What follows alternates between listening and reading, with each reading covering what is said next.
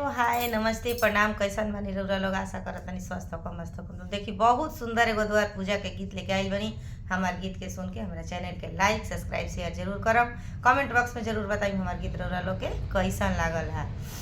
शंकरी रउरी गलिया जी पापा शंकरी रउरी दुआर शंकरी रउरी गलिया जी पापा शंकरी रउरी दुआर हथिया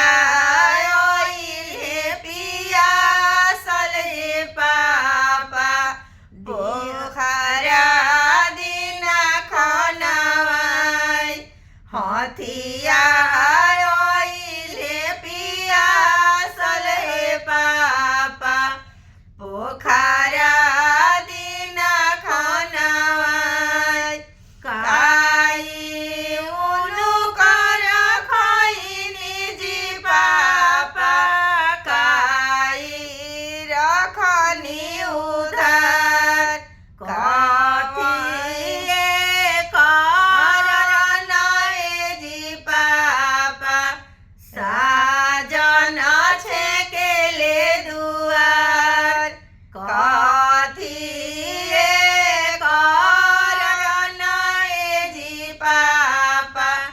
साजन छेकेले दुआर पानवा उनु कर खैनी बेटी फुलावा रखनी उधार पानवा उनु कर खैनी हो बेटी फुलावा रखनी उधार तोहरे कारण हो बेटी साजन छेकेले दुआर तोहरे कारण हो बेटी